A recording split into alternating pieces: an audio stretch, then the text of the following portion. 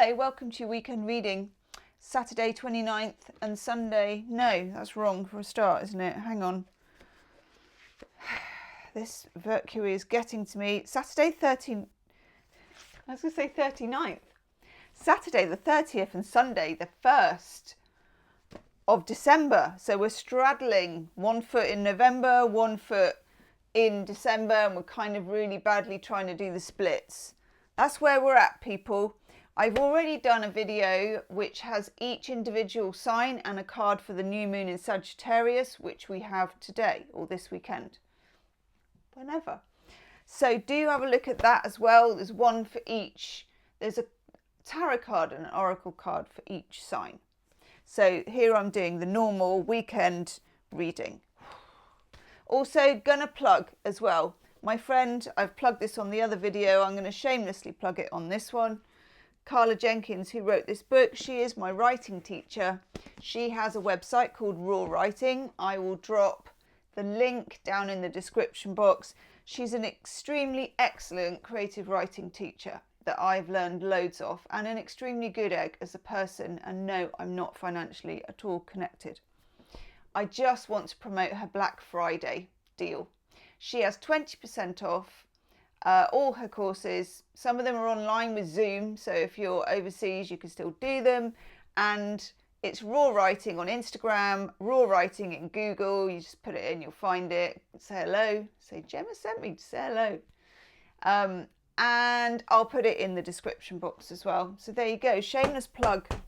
I've done 3 of her courses, and she's very nurturing, and also she's such a good writer. That book's a bit hardcore, I have to say. It's not for the faint-hearted, but it's seriously one of the best books I've ever read. Anyway, back to the reading. I think 2 cards fell out there, didn't they? Oh my God. Oh my God. Did another one go somewhere? Or was it just one? I'm going to have to count them afterwards. No, there is a sock with ladybirds sewn on it though. By the way, Mercury has me utterly bonkers, barely in control of my mouth.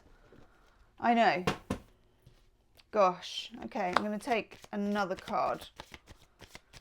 I'm not doing reversals, much as I would like that to be in reverse, but it doesn't feel right.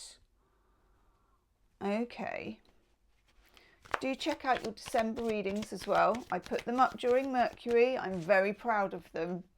And I was just saying in the other reading, oh God, I had such a time technically. I mean, I have a time technically anyway, but this time, yeah, technically it was almost tears. Seriously, almost tears. So if you like them, please do share them around with everybody you know. Okay, this looks a bit thorny. Let's have a look. God, I can barely even remember how to do that. Here we go.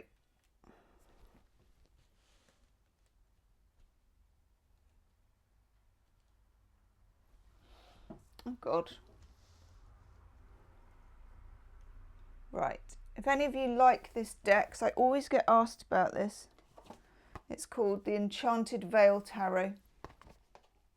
It's actually one of my favourites. I love the artwork. Okay. We've got the Devil, and he came out in the reverse, which would have been preferable, but didn't feel right. So I put him back in the upright because I feel like we have a bit of a tough call at the moment. I feel like we're in Mercury. I feel like we're reviewing. And when we're reviewing, it may be helpful to us to look at what binds us to things.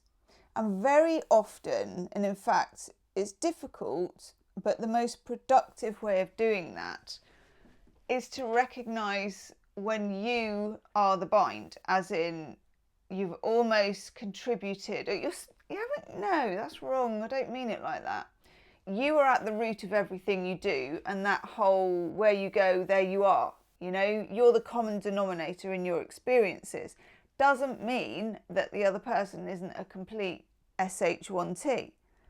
That's none of your business in a way. This is about taking care of your business, taking care of your emotional business, any toxic, negative business, you know, anything that needs to be cleared up while we have the chance.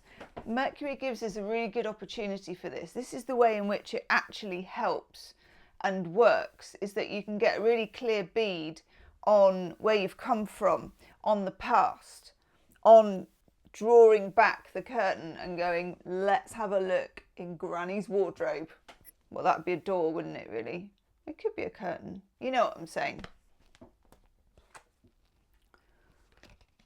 I'm picking it up to show you at the other camera when you're here. Let's go on the other camera. Just get a good look at them as they are, okay? And then we're going to do it face to face because I can't cope. I can't cope with the switching between two cameras today.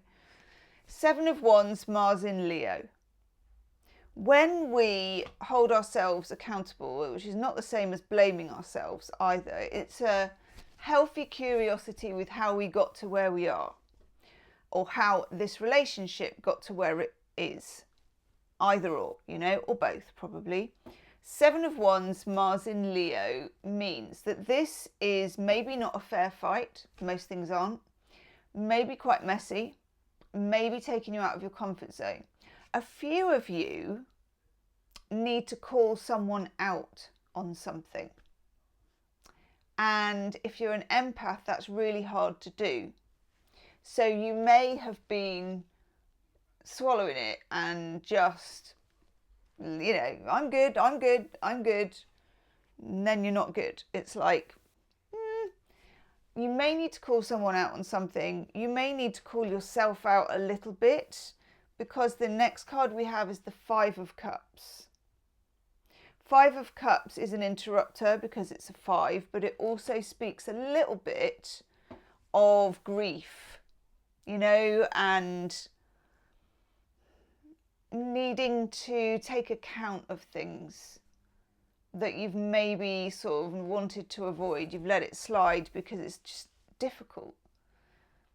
I think this Mercury retrograde preparing us for 2025, such as it is, in the way that it lands, because it goes direct on the 15th with a nice full moon in Gemini, but then they've got your shadow period, which takes you to 2025, really. I know, happy holidays. Can't wait to get those gummies out on Christmas Day. There's something you can no longer ignore, I think. So it would be better to deal with it voluntarily than have the universe bring it to your attention. Then we have the Chariot. And this is a very, got 2 horses, 1 ass, and we've got Mercury retrograde, which for me is a time of duality.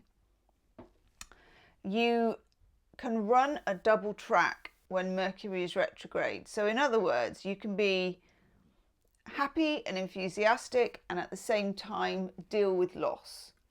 You can not really know how to establish your boundaries because nobody just is, well, some people are, but not many. Nobody goes in like, I've got a clean boundary, I know what it is and I'm going to communicate it with you perfectly. No. You open your mouth, you chuck a blub, you open your mouth, you say something spiteful, you open your mouth, you say, oh, don't worry about it, you know, and be extra nice. All of those things are fine. 2 horses, 1 ass, 1 heart, 1 head.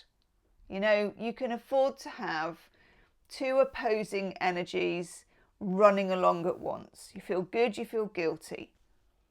You want it, you don't want it. That's okay. Let that parallel line thrive. Let's have an oracle card. And then you can have a look at where I've done each card time-stamped with the same deck and the same oracle cards, but a card each for each sign. And some people, some signs got more than 1 card because like 2 or 3 cards fell out. Oh God, that's so nice. That's so nice. I mean, let's not forget that a new moon in Sagittarius is cause for celebration as it is. Happy, happy. The key to happiness. Being curious, acknowledging our mistakes, acknowledging our weaknesses, our strengths, and keeping on, nevertheless. Woof, drop the mic. I'll see you soon. Namaste.